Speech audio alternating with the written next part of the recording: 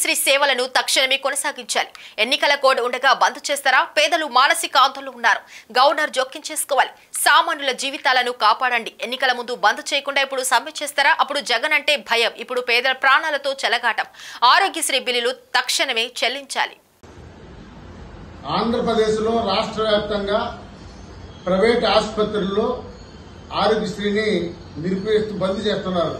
ఆసుపత్రి యాజమాన్యులు అందరూ కూడా వాళ్ళ సంఘం ఆధ్వర్యంలో వాళ్ళ బకాయిలు వెంటనే విడుదల చేయాలని మేము కూడా సిపిఐగా డిమాండ్ చేస్తున్నాం. ఆ డిమాండ్ కూడా న్యాయబద్దమైంది. కానీ ఎన్నికల కమిషన్ ఎన్నికల కోడ్ ఉన్న సమయంలో బంద్ చేయడం అనేది కరెక్ట్ కాదు. ఇప్పుడు ఏ ప్రభుత్వం లేదు, కొత్త ప్రభుత్వం రాలేదు, పాత ప్రభుత్వం లేదు.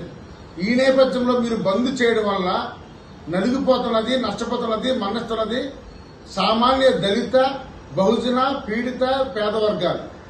దయచేసి ప్రైవేట్ యాజమాన్యందరూ ఆలోచించండి. మీ బకాయిల కోసం మీరు కాకపోతే దశల వారీగా ఆందోళన చేయండి.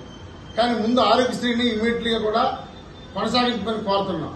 అంతేకాకుండా రాష్ట్ర ప్రభుత్వం కానీ లేదా సిఎస్ జవహర్ రెడ్డి గారు కానీ జిల్లా కలెక్టర్లు కానీ తక్షణమే వాళ్ళతో చర్చలు జరిపి వాళ్ళు న్యాయబద్దంగా రావాల్సిన బకాయిలు విడుదల చేసి ఆరోగ్యశ్రీని ఇమీడియట్లీగా అమలు చేయాలి. లేని పక్షంలో మాత్రం ప్రజలు చాలా ఇబ్బందులు పడుతున్నారు. ఇప్పటికే మా దృష్టికి వచ్చింది. అందుకని తక్షణమే ప్రభుత్వం గవర్నర్ కూడా జోక్యం చేసుకుని ఈ బకాయిలు విడుదల చేసి ఆరోగ్యశ్రీని ఇమీడియట్లీగా యథావిధిగా కొనసాగించాలని కోరుతున్నాం. తాటిపాక మధు, సిపిఐ జిల్లా కార్యదర్శి.